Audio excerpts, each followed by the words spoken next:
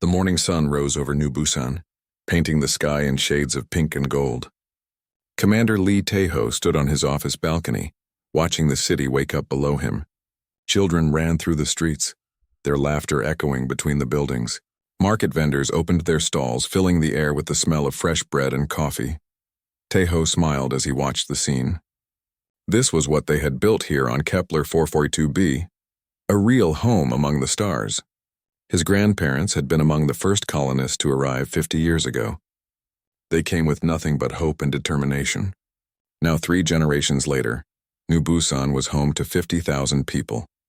The city spread out before him like a beautiful garden. White buildings with curved roofs sat next to green parks and crystal-clear streams. Flying cars moved quietly through the air, their electric engines making barely a whisper. In the distance, the farming districts stretched to the horizon, their fields golden with grain ready for harvest. Dr. Park Seo-jin walked into his office without knocking. She had been doing that for 10 years, ever since they both joined the Colony Council.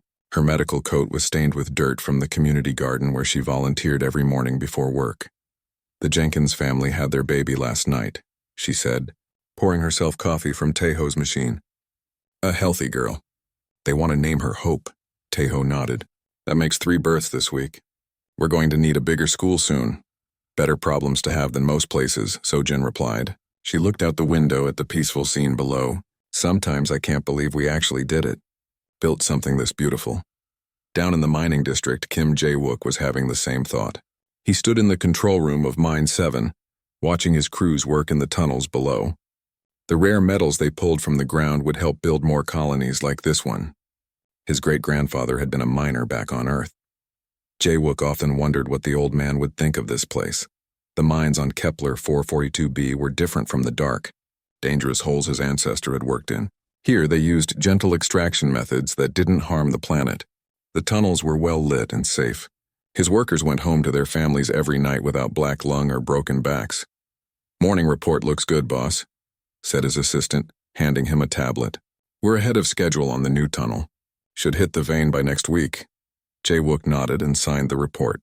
Through the control room windows, he could see the transport ships loading ore for shipment to other colonies. Trade was good. The Galaxy Council's peace had brought prosperity to worlds like theirs. In the communication center on the other side of the city, Choi Mi-ra was starting her daily routine. She checked messages from other human colonies, updated weather reports, and monitored the space traffic around their planet. It was usually quiet work. Most days, nothing more exciting than a supply ship would pass through their system. Today felt different, though. Her long-range sensors had picked up something strange at the edge of their solar system. Ships, maybe, but they weren't responding to her calls. She frowned at her screen and tried again. "Unknown vessels, this is New Busan Control. Please identify yourselves and state your business in our system." Static filled her headphones. She tried different frequencies, different languages, nothing. The ships were there, she was sure of it, but they weren't talking. Across town, Yoon Dong-min was making breakfast for his 2 children.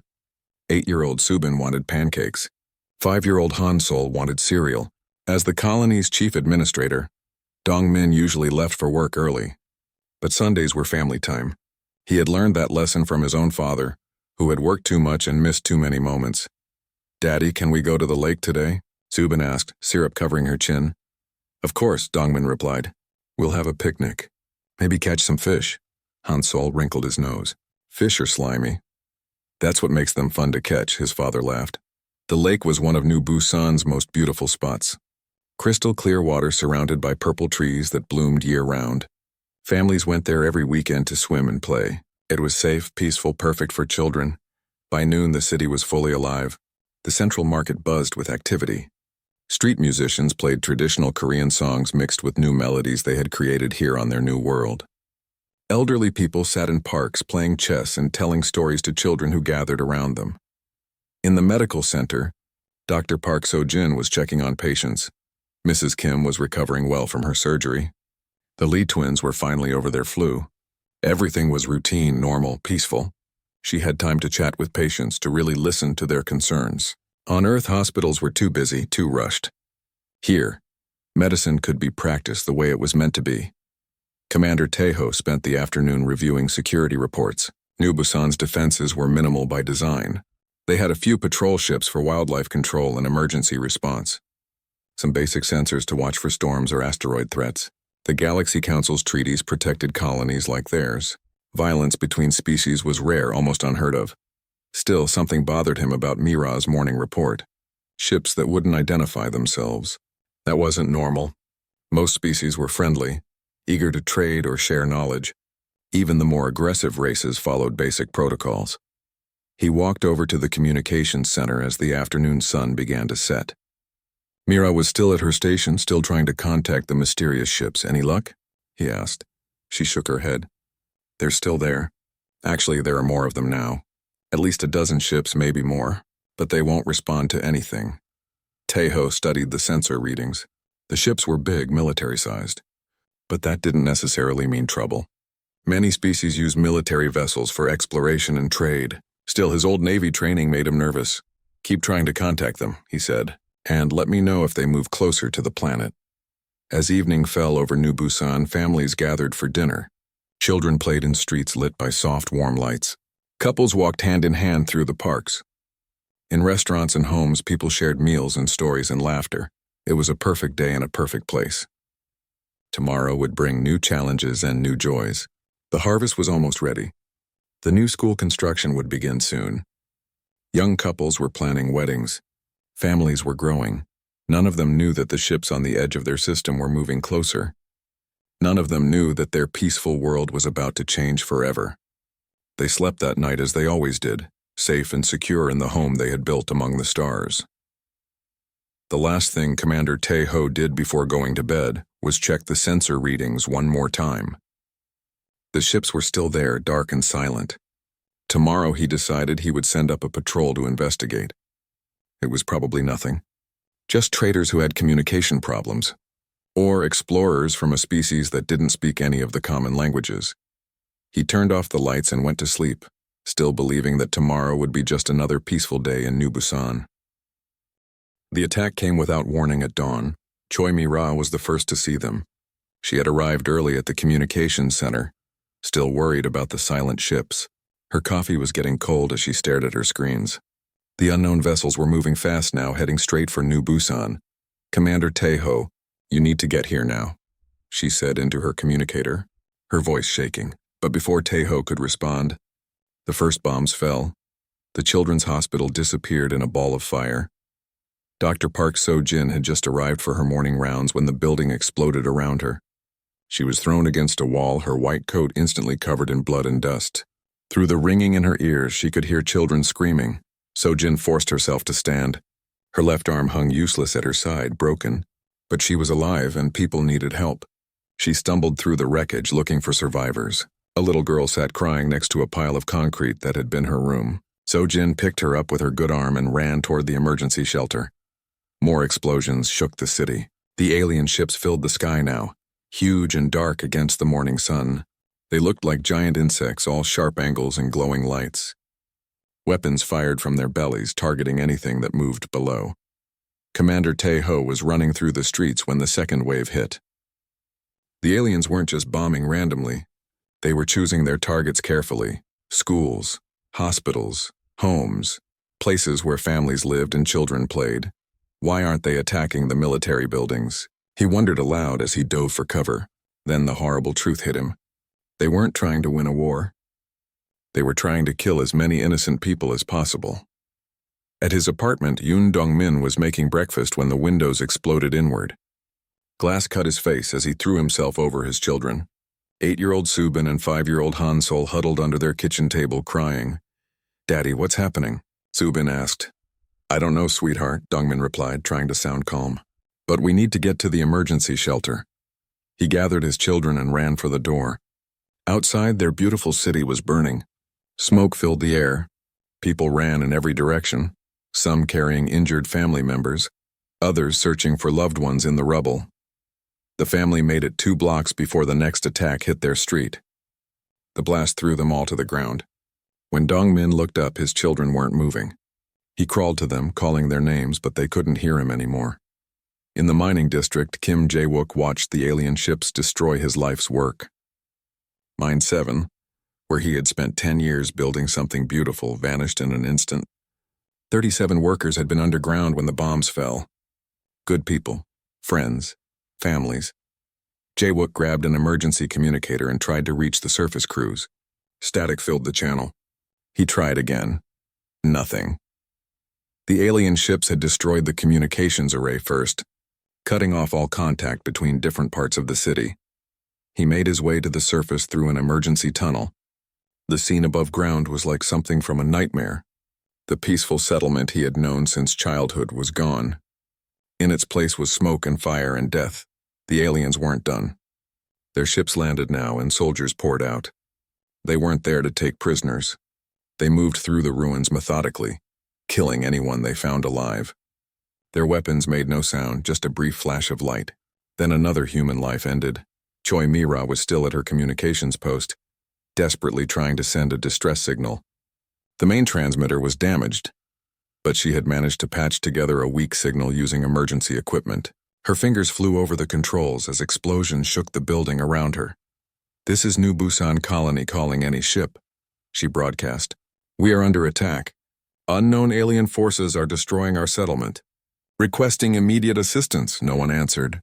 The signal was too weak to reach beyond their solar system. But she kept trying, even as alien soldiers entered the building below. Commander Taeho had reached the colony's command center. The building was damaged but still standing. Inside, a handful of security officers waited for orders.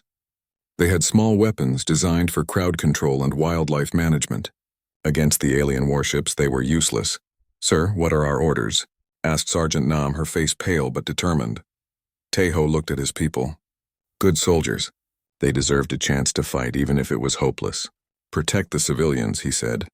"Get as many people to the emergency shelters as possible." They tried. The security team spread out through the burning city, guiding survivors to safety. But the aliens had superior numbers and weapons. One by one, Taeho's people fell. Sergeant Nam died protecting a group of children. Officer Park went down fighting at the medical center. They fought bravely, but bravery wasn't enough. Dr. Park So-jin had made it to the underground emergency shelter with 12 injured survivors. The shelter was designed to protect against natural disasters, not military attacks. But it was the safest place they had. She worked by emergency lighting, using basic medical supplies to treat wounds. A broken arm here, burns there, a head injury that made her worry. Her own broken arm throbbed, but she ignored the pain. These people needed her. "Doctor, how long can we stay here?" asked Mrs. Chen, holding her baby close. "As long as we need to," So-jin replied, though she wasn't sure if that was true. The shelter had food and water for maybe a week. After that, above them, the killing continued.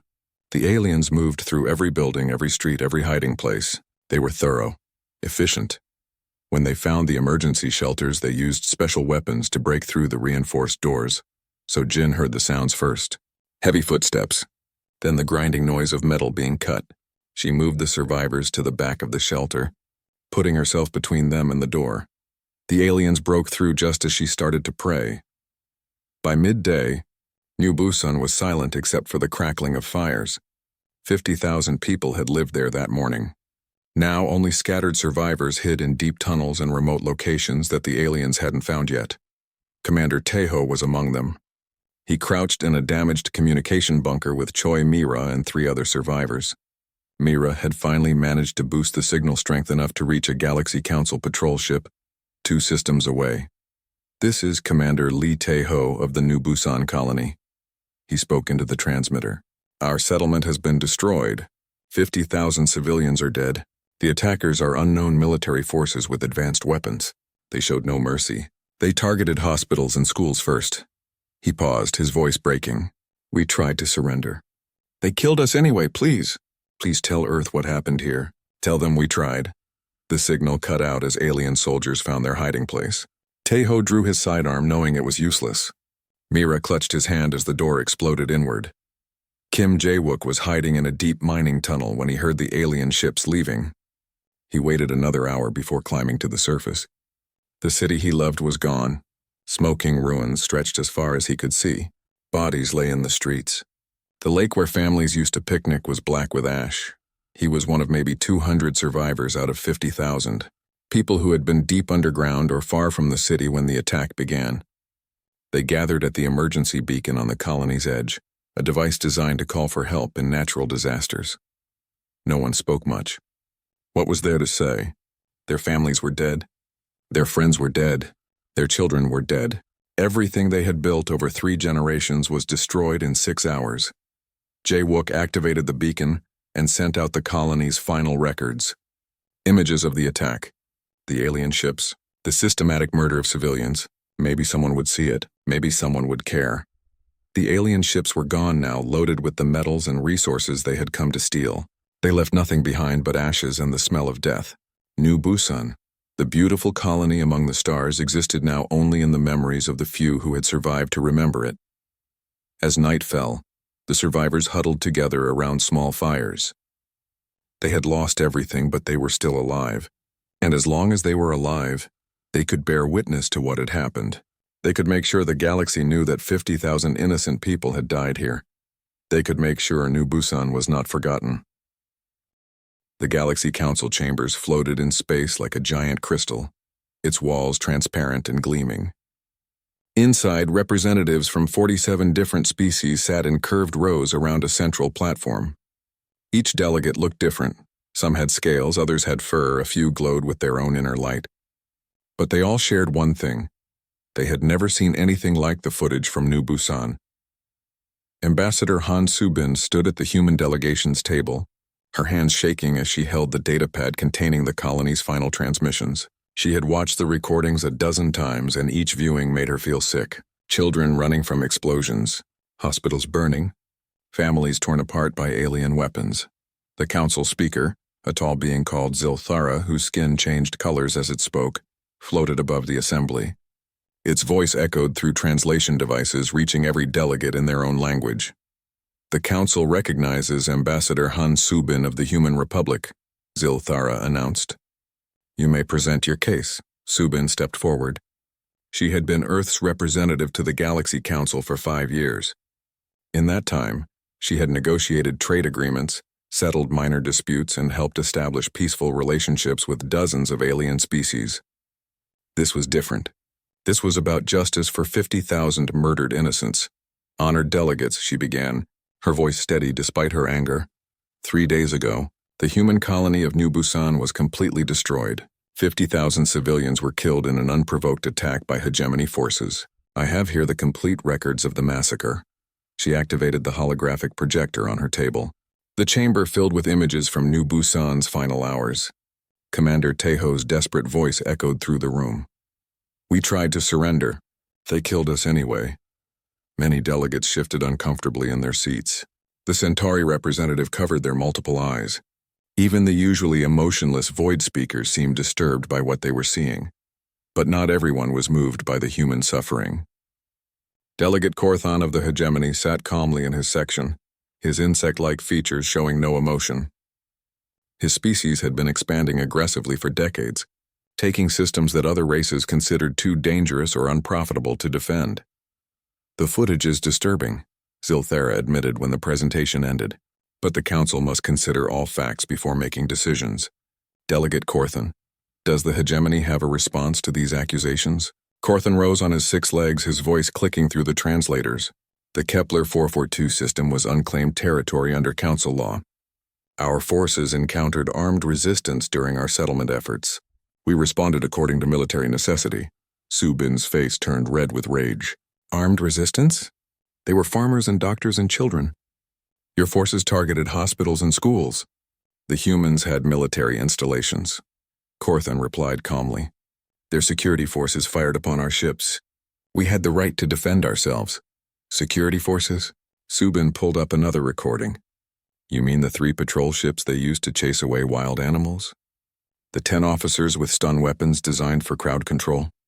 The ethereal arbiter in the center of the chamber spoke for the first time. These ancient beings rarely involved themselves in council debates, preferring to observe and guide from the shadows. When they spoke, everyone listened.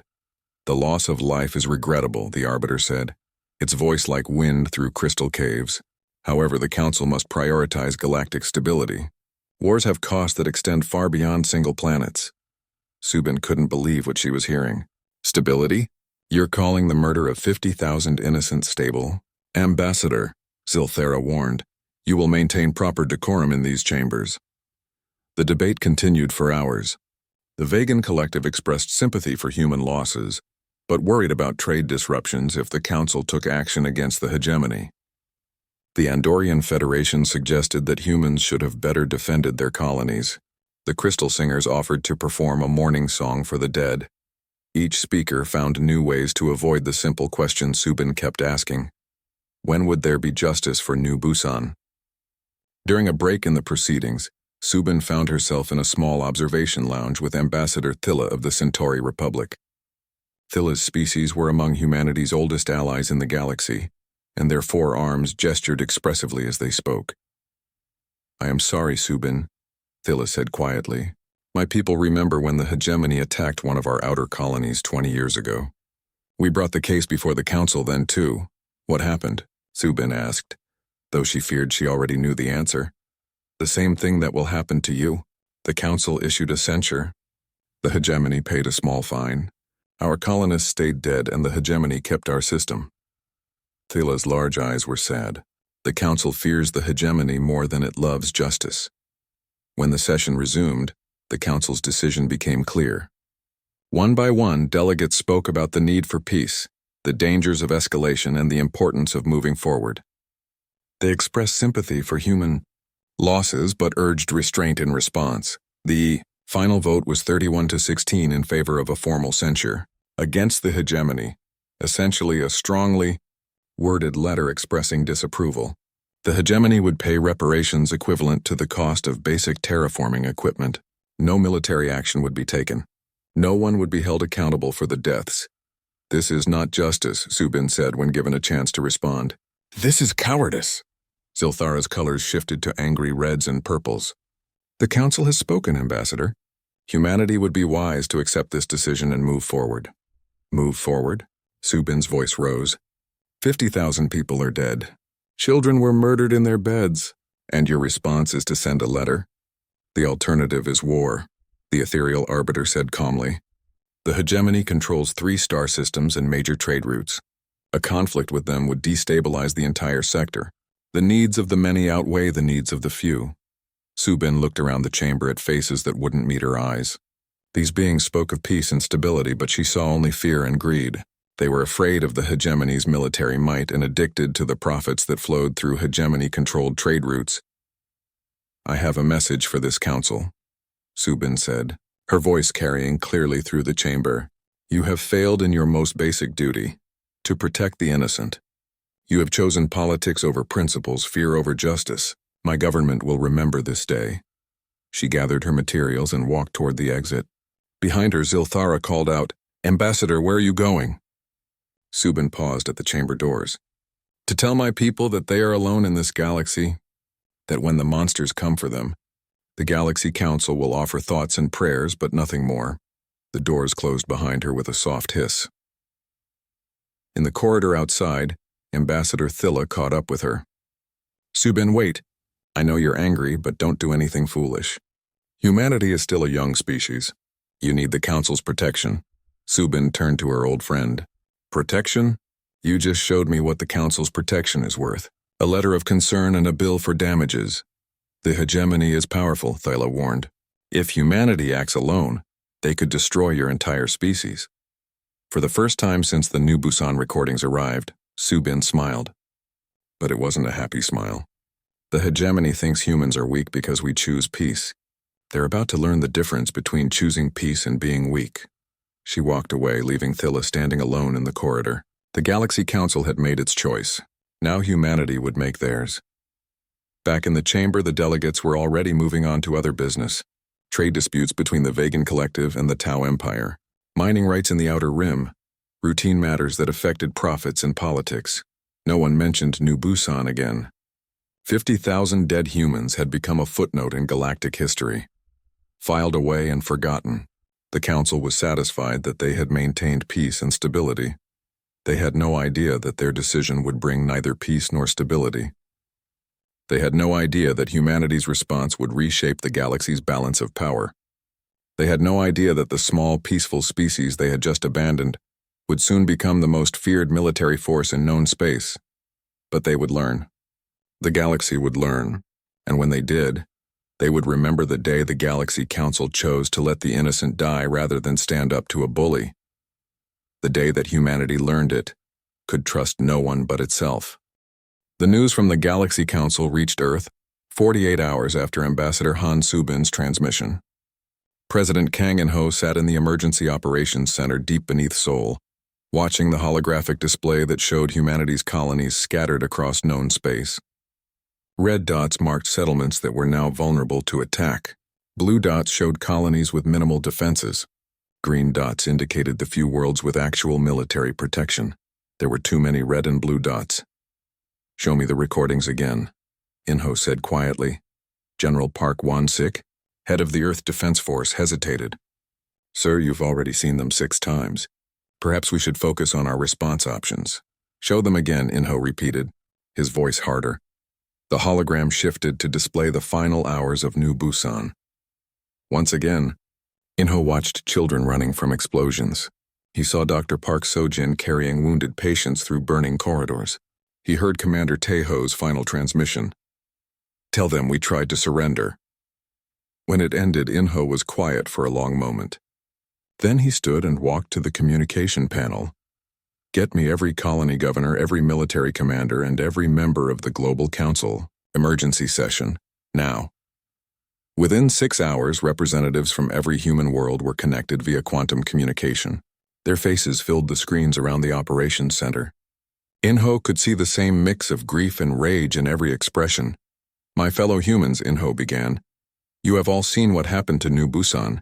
You know about the Galaxy Council's response. A letter of concern and a bill for damages. 50,000 of our people are dead, and the galaxy calls it acceptable losses." Governor Kim Hwa-young of the Tau Ceti colony spoke first. "Mr. President, what are our options? Our colony has only basic defenses. If the hegemony decides to attack us, we're defenseless." "That ends today," In-ho replied. "I'm withdrawing Earth and all human colonies from every Galaxy Council treaty. We will no longer rely on alien protection or alien justice." The room erupted in discussion. Some governors expressed concern about trade relationships. Military commanders worried about facing the hegemony alone. But the debate was brief. Admiral Nam Ji-soo, commanding the Luna Defense Fleet, spoke for many when she said, "The Galaxy Council had their chance to protect our people. They chose politics over lives. Now we protect ourselves." In-ho nodded. "Admiral Nam, I'm placing you in command of all human military forces. Your mission is simple. Make sure New Busan never happens again." "Understood, sir." "What about the hegemony?" In-ho's expression grew cold. The hegemony wanted to show the galaxy that humans are weak. They killed 50,000 innocent people to make that point. Now we're going to show them what human strength actually looks like. The transformation began immediately. On Earth, every shipyard from the Luna orbital facilities to the Titan manufacturing centers switched to military production. The peaceful exploration vessels that had carried human settlers to the stars were retrofitted with weapon systems. Mining lasers designed to cut through asteroids became ship-killing energy beams. Dr. Oh Hee-jin, humanity's leading geneticist, received a call that changed her life. The government wanted her to develop enhancement programs for military personnel. Better reflexes, improved endurance, faster healing. She had spent her career helping humanity adapt to new worlds peacefully. Now she would help them adapt to war. "The ethical implications are enormous," she told her research team. "These modifications could change what it means to be human." Her assistant, Dr. Lim Young-ho, looked up from his datapad. "Doctor, did you see the footage from the children's hospital in New Busan?" She had. Every human in the galaxy had seen it by now. "Then you know why we have to do this," Young-ho continued. "They murdered children. Our children. If enhancing our soldiers saves even one colony, isn't it worth the risk?" By the end of the week, volunteer rates for the enhancement program exceeded all expectations. Young men and women from every human world wanted to join the military.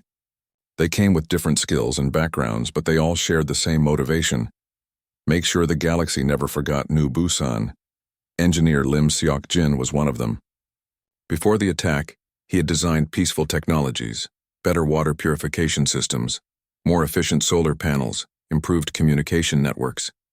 Now he worked 18-hour days in a classified facility beneath Mars, developing weapons that terrified even him. "The plasma cascade system is ready for testing," he reported to Admiral Nam during a progress briefing. "But ma'am, this weapon, it doesn't just destroy ships. It completely disintegrates them. There's nothing left afterward." "Good," Nam replied without hesitation. The hegemony didn't leave anything of New Busan either. The testing began in secret locations throughout the solar system. New ship designs that could outrun anything in hegemony space. Weapons that could punch through any known armor. Defense systems that made human colonies nearly impossible to attack. But the real change wasn't in the technology. It was in the people. Captain Bei Wanho had been commanding a peaceful exploration vessel when New Busan fell. His ship, the Morning Star, had been mapping peaceful trade routes between human colonies. Now it was being fitted with enough firepower to level a small moon. "Sir," his weapons officer asked during their first combat drill, "what do we do if we encounter hegemony forces?" Wanho's answer was simple: "We kill them all." The same conversation was happening on ships throughout human space. Officers who had spent their careers avoiding conflict now trained for war. Engineers who built hospitals now designed weapons. Teachers who educated children now studied military tactics. The transformation spread beyond the military. On every human world, civilians organized themselves for defense. They learned to use weapons, practiced emergency procedures, and prepared for the possibility that the hegemony might attack again. Children as young as 10 learned basic combat skills alongside their regular studies. It wasn't what their parents had wanted for them, but New Busan had taught humanity a harsh lesson. In a hostile galaxy, even children needed to know how to fight. The Galaxy Council noticed the changes, of course. Trade ships reported seeing human military vessels in systems where they had never operated before. Diplomatic requests for meetings went unanswered. Ambassador Han Su-bin had returned to Earth and refused all contact with Council representatives. Silthara sent a formal communication to President Inho. "The Galaxy Council is concerned about humanity's military buildup. We urge restraint and diplomatic solutions to current tensions." Inho's response was broadcast on every human world. The Galaxy Council had the chance to provide diplomatic solutions. They chose to let our people die. Humanity will provide its own solutions from now on. 3 months after New Busan's destruction, humanity was no longer the peaceful species that had asked the galaxy for justice.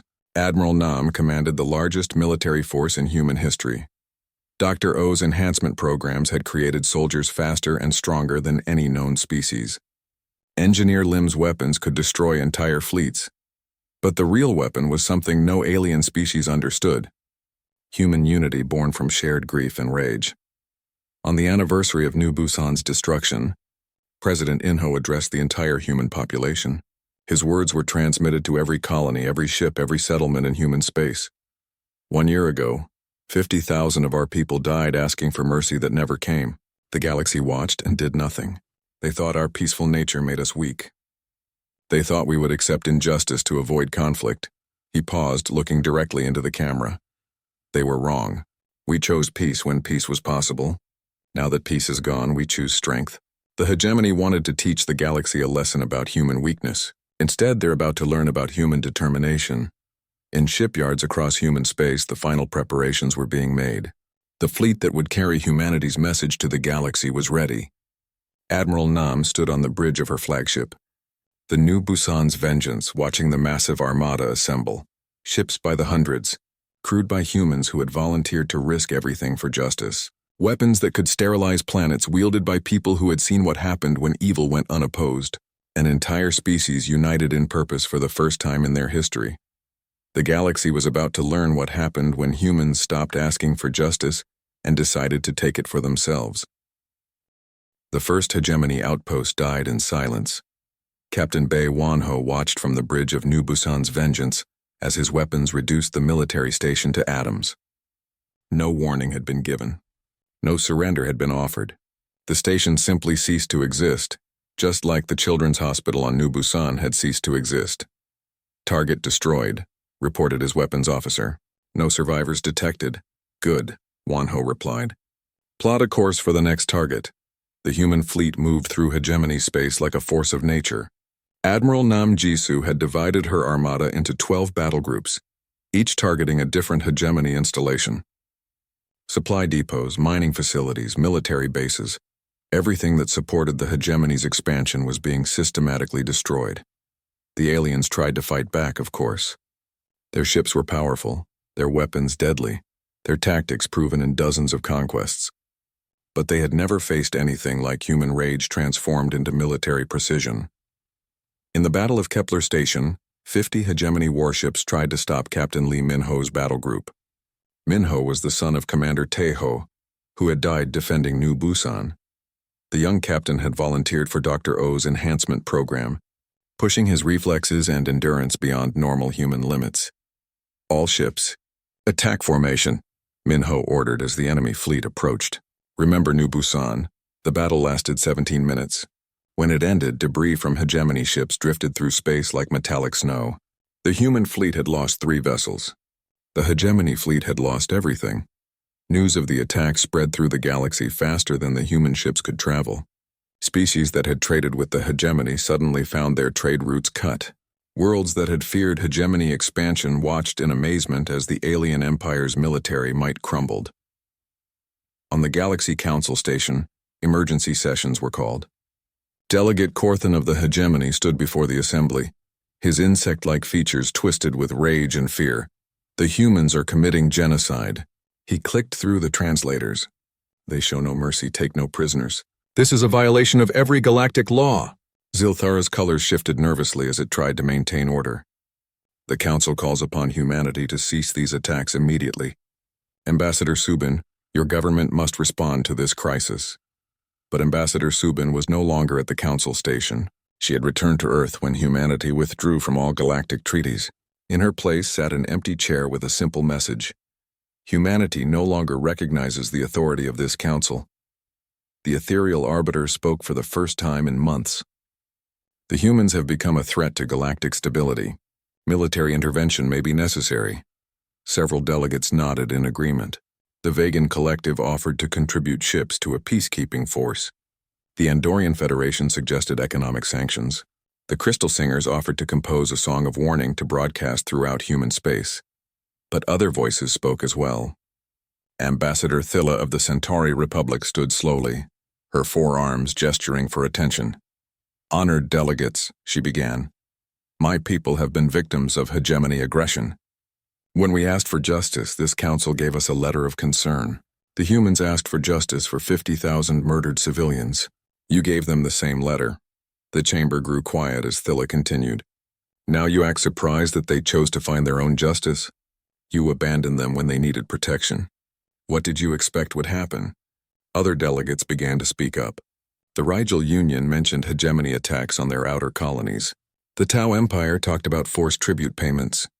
The Wolfpack clans described entire star systems emptied by hegemony settlement operations.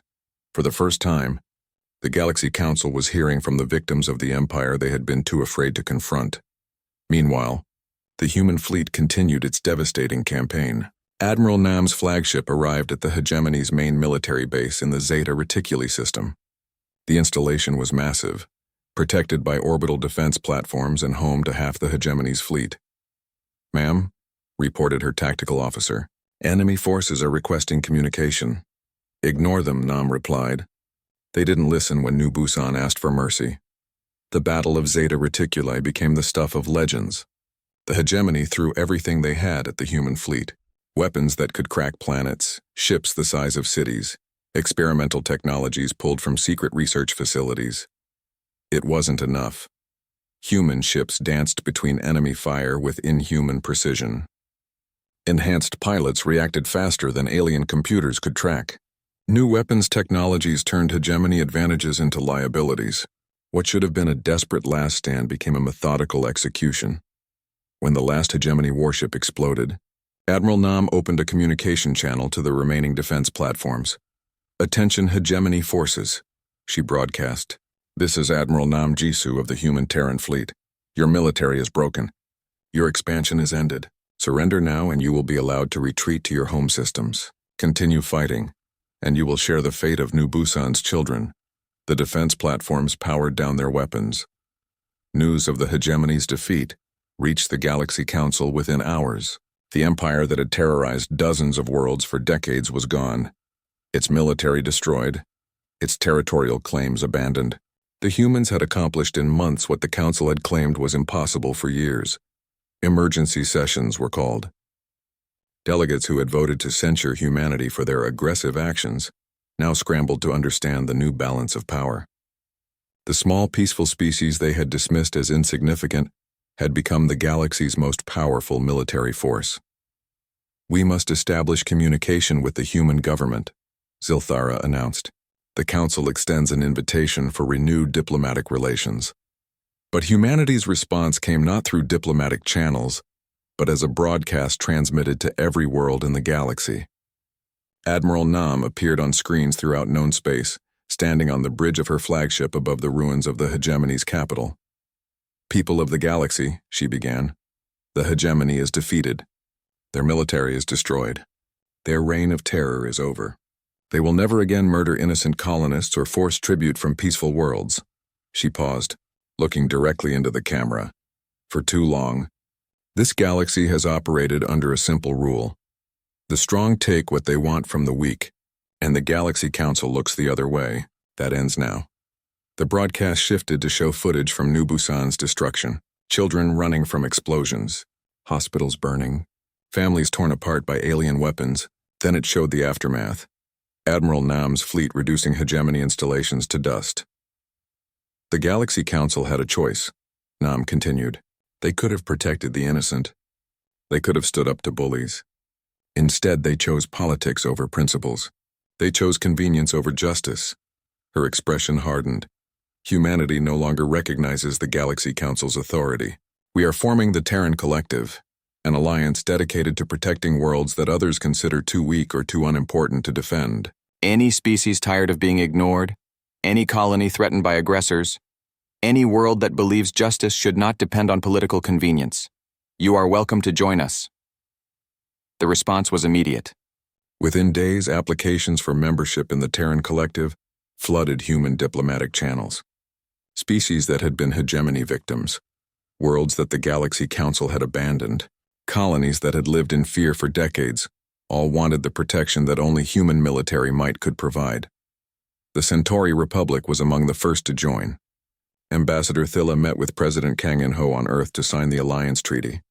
"Your people have done something amazing," she told him. "You've shown the galaxy that evil doesn't have to be tolerated." In-ho nodded grimly. "We paid a terrible price to learn that lesson.